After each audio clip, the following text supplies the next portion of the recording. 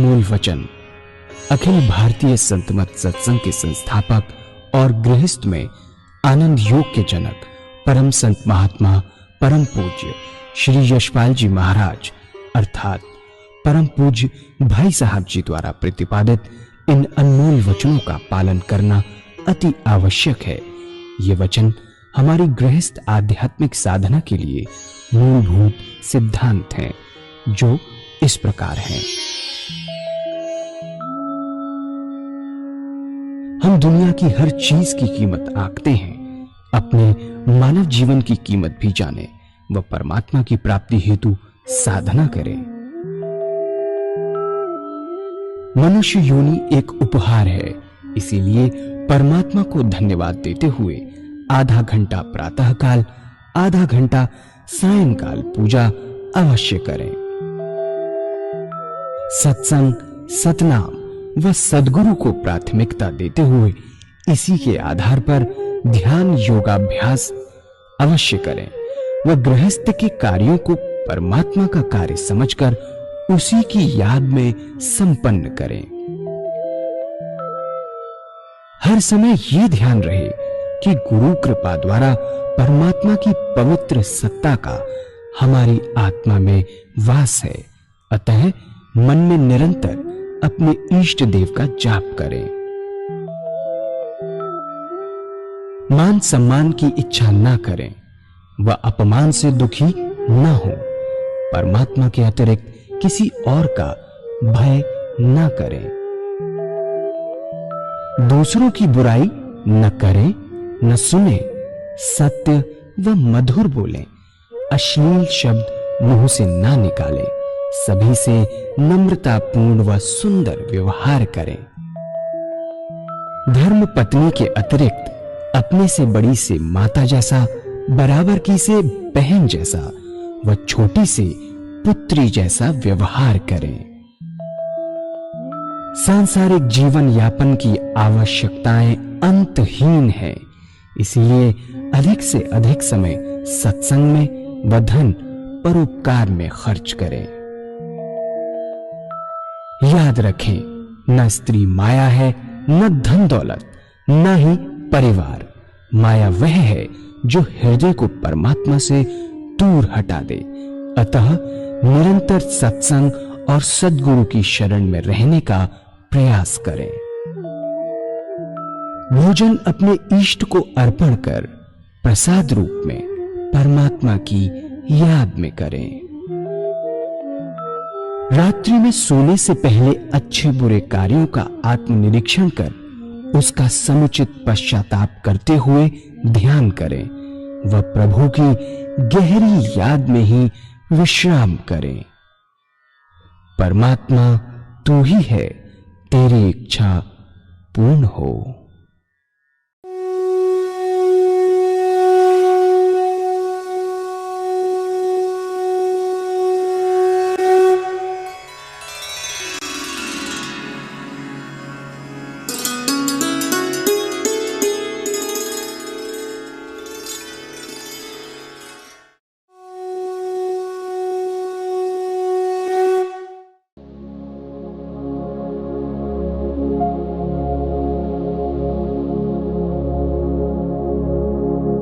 जय सद्गुरुदेव जय पद शरणम श्रेयस्वरूप चरणों शरणम। जय सद्गुरुदेव जय पद शरणम श्रेयस्वरूप चरणों शरणम। जब इनके पीर साहब का उर्स आया तो मिलने आए और कहा कि साहब उर्स है, आप आवे। उन्होंने उर्स का पर्चा ले लिया। जिस अदब अदाब से देना चाहिए था वो बात नहीं थी। बोले देखो भाई, बात ऐसी है कि मैं घरवाली से मालूम कराऊं, अगर मैं इजाजत देंगी तो मैं जरूर आऊंगा, अन्यथा नहीं। आप तशरीफ रखें। बैठ गए, इंतजार करने लगे। आप घर के अंदर जाकर बैठ गए, जैसे कुछ हुआ ही नहीं, कोई आया ही नहीं। आधा घंटा, 1 घंटा, 2 घंटा, 4 घंटे तक बैठे रहे, आप बाहर ना आए। सोचने लगे कि ये तो जन परस्त है, बाहर निकले ही नहीं। बीवी के पास जाकर बैठ गए। मन तो शैतान होता है, उठकर चले गए, उर्स किया, बहुत अच्छा रहा, ठीक रहा। लेकिन जब उर्स खत्म हुआ तो उस रात को फिर स्वप्न दिया पीर साहब ने कि तेरा उर्स मुकम्मल नहीं हुआ, तूने उस सूफी जी को तो बुलाया ही नहीं, तो बड़ा खटका। फिर हजूर के पास आए और बोले कि आप नहीं गए तो मेरा उर्स मुकम्मल नहीं हुआ, ऐसे मेरे पीर साहब ने मेरे को आदेश दिया है, फरमाया है। आपने कहा अच्छा अच्छा, अंदर चलेंगे, फिर होगा तो चलेंगे। तो ऐसे रास्ते पर डाल देते थे। बहुत ही ऊंची तामील थी उनकी, ये उनका तरीका था। स्वप्न में इनडायरेक्टली डायरेक्टली ऐसा सच्चा ज्ञान मिलता था कि उसका इंप्रेशन सारी जिंदगी नहीं भूलता था, कभी जाए नहीं, ये उनकी विशेषता थी। एक बार ऐसा हुआ, कानपुर में बैठे हुए थे, महात्मा द्रगबेदाल जी महाराज, वो भी कानपुर में थे। सत्संग हो रहा था, लगभग 8:30 बजे सत्संग खत्म हुआ। तो कहने लगे कि झांसी जाना है। आपके पिताजी ने फरमाया कि भाई झांसी क्यों जाना है। कहने लगे लगता है कि जाना है, जाना पड़ेगा। बात क्या है? बात चल ही रही थी कि इतने ऑफिशियल टेलीग्राम आ गया, transfer to Jhansi, join immediately, leave by first train. नई जगह थी, कभी झांसी गए नहीं थे। एक रिटायर्ड वकील साहब थे जो परम पूज्य चच्चा जी महाराज के पास आते थे। आपने, चच्चा जी महाराज ने उनसे कहा कि भाई बड़े के साथ आप चले जाओ, इन्हें बड़े कहते थे घर के अंदर, चले जाइए। वकील साहब रिटायर्ड लाइफ लीड कर रहे थे, उनके साथ चले गए और प्रातःकाल दोनों ही झांसी पहुंच गए बाई फर्स्ट ट्रेन। झांसी नहीं पहुंचने में बाजार गए, बोले कि भाई दफ्तर जाने से पहले कुछ नाश्ता कर ले। बाजार पहुंचे, एक हलवाई की दुकान पर गए। उस समय वहां का नाश्ता था देसी घी की जलेबी और दूध, अब भी है, ऐसा नहीं कि अब नहीं, अभी भी है। एक पाव जलेबी और आधा सेर दूध लिया, नाश्ता करने लगे। इतने में क्या हुआ कि एक फकीर आ गया। उसके आते ही सारी दुकानों के शटर फटाफट बंद होने शुरू हो गए। जहां उसकी शक्ल देखी, फटाफट सारे दुकानदार शटर बंद करने लगे। लोग कहने लगे कि भागो भागो। ये तो दूध पी रहे थे, दुकानदार कैसे ने भरसक कोशिश की कि ये लोग अंदर आ जाएं, लेकिन नहीं गए। और ये दुकान का शटर नहीं डाल सका। अब वो फकीर वहीं आ गया इनके पास, उसी के पास। उसने हाथ पकड़ लिया और कहने लगे कि दूध पिला दे। दद्दा जी महाराज का, ब्रजमोहन लाल जी महाराज का हाथ पकड़ा कि दूध पिला। इन्होंने के हाँ भाई जरूर पियो। आधा सेर दूध और एक पाव जलेबी इसे भी दे दी। इसके बाद और मांगा कि और पीऊंगा। फिर आधा सेर दूध और पाव भर जलेबी उसको फिर दिला दी। पेट उसका भर गया, डकारे ली उसने। उसके बाद जिद की कि और खाऊंगा। उन्होंने कहा भाई तेरा पेट भर गया, छोड़ इस चीज को। नहीं माना कि नहीं और दो, और खाऊंगा। जिद करने लगा, नहीं खाऊंगा, अच्छा खिलाओ। दद्दा जी महाराज ने कहा 1 पैसे का दूध और जलेबी और दे दो उसको। हलवाई ने दे दी, लेकिन वह फोटो से छू ना सका। बड़ी कोशिश की उसने। उसके बाद झल्ला गया, और झल्ला कर उसने शेर पड़ा कि ये दर्द दिली तो है जिससे उसे पाते हैं। झल्ला गया, कहा कि ये दर्द दिली ही तो है जिससे उसे पाते हैं। ये दर्द दिली तो है जिससे उसे पाते हैं। और इसके बाद क्या कहता था वो, वह कहने के बाद बद्दुआ देता था। और उसकी बद्दुआ सफल हो जाती थी।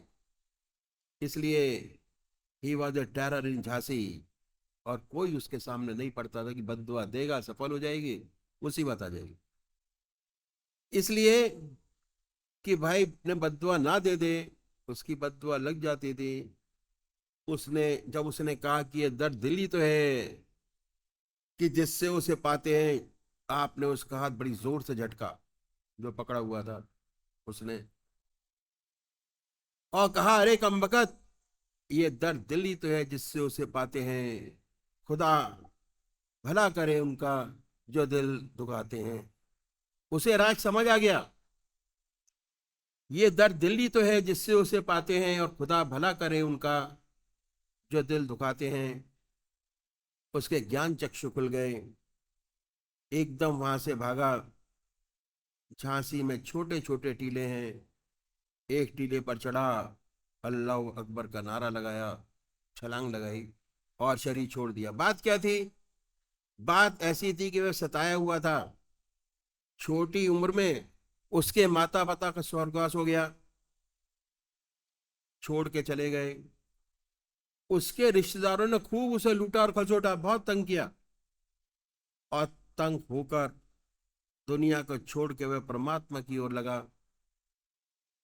और क्योंकि उसका दिल टूटा हुआ था, दुखाया हुआ था, भगवान के सम्मुख बहुत रोया, और उसे ऐसी सिद्धि प्राप्त हो गई कि जो कह दे सो हो जाए।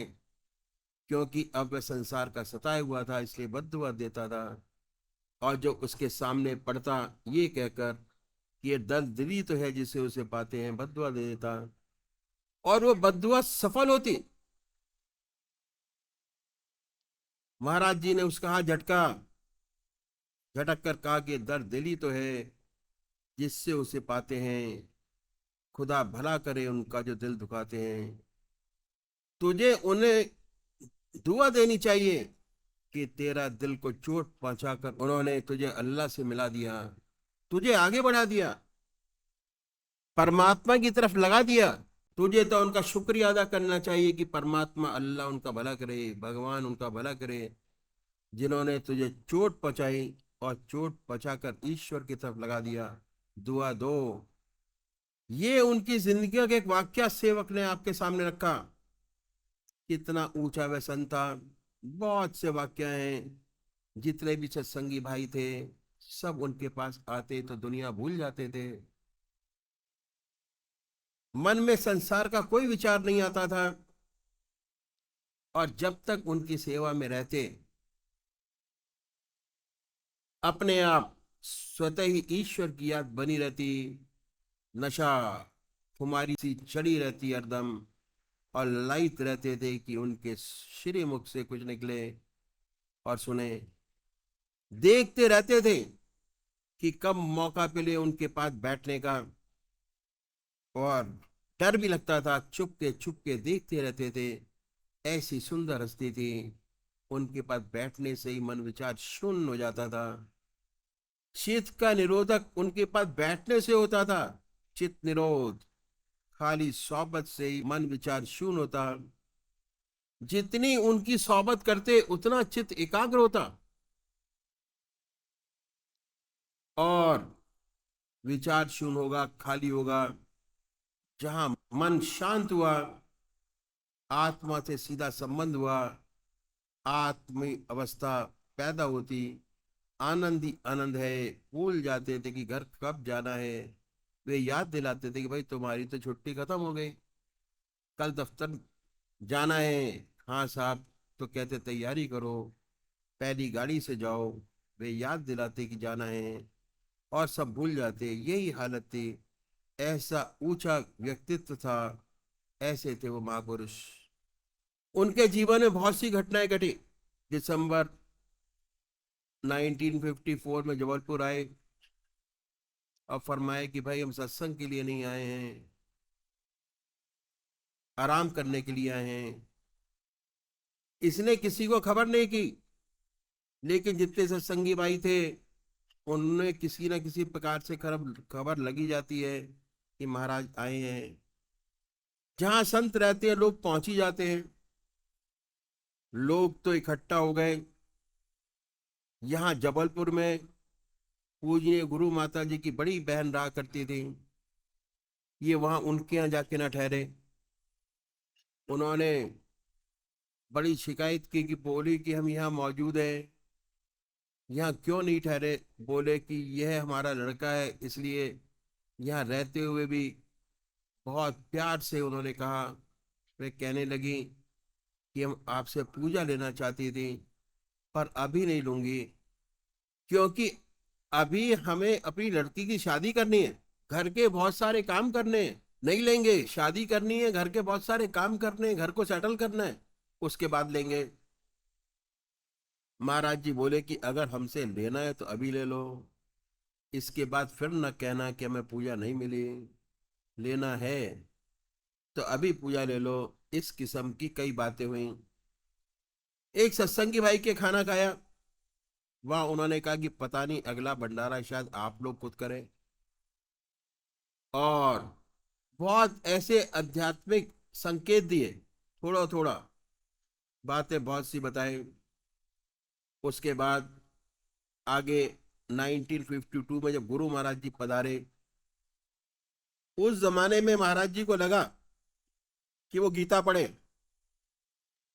और आपने गीता की प्रति मंगवाई और पढ़ना शुरू किया कि महाराज जी पधार गए।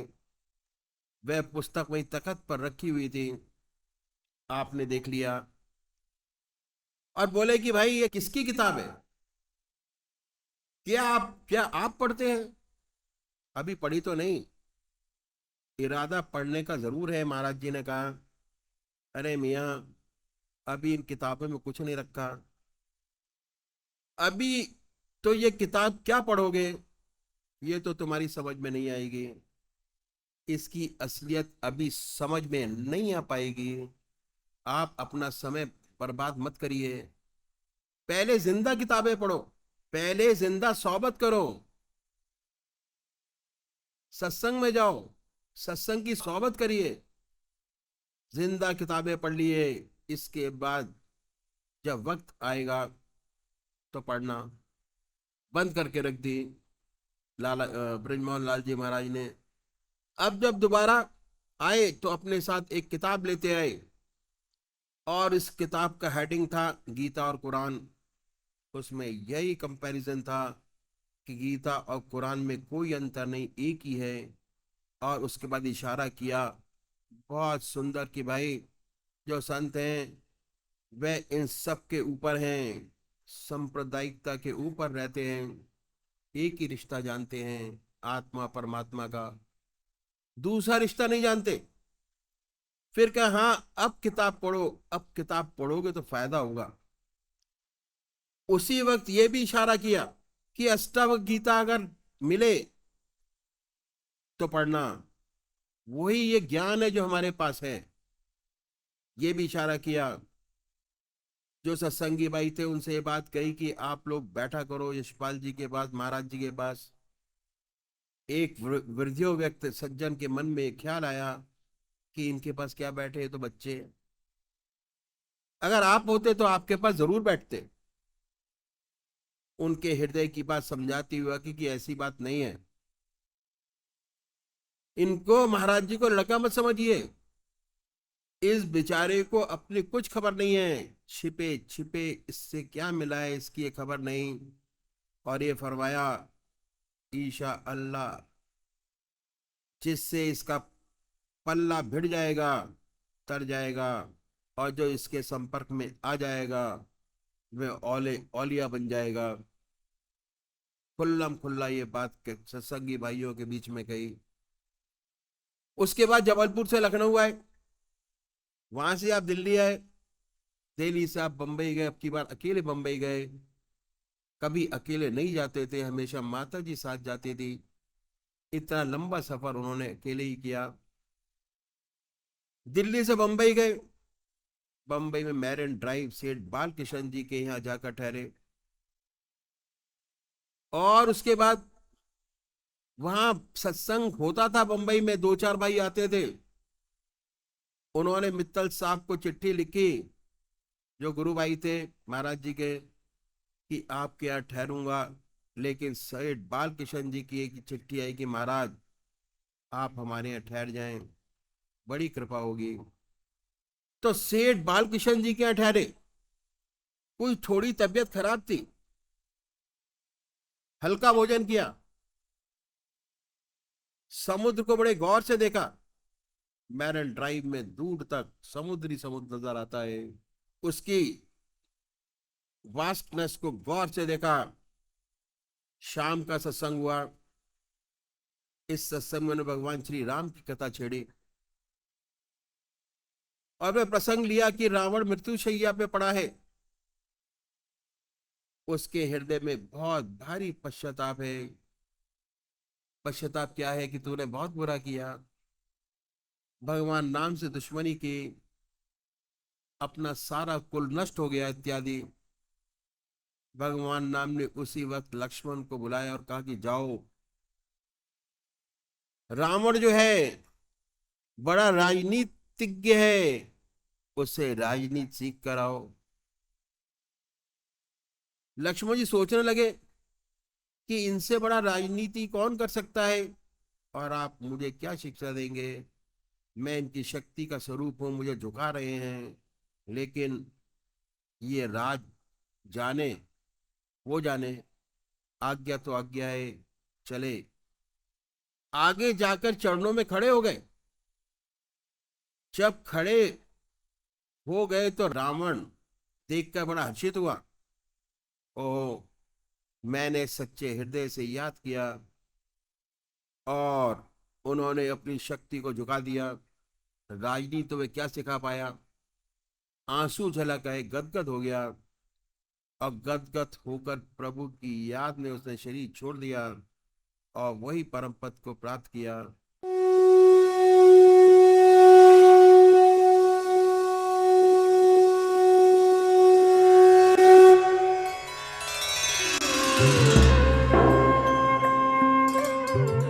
ध्यान योग के कार्यक्रम आनंद योग से निशुल्क जुड़ने के लिए संपर्क करें 9810239677।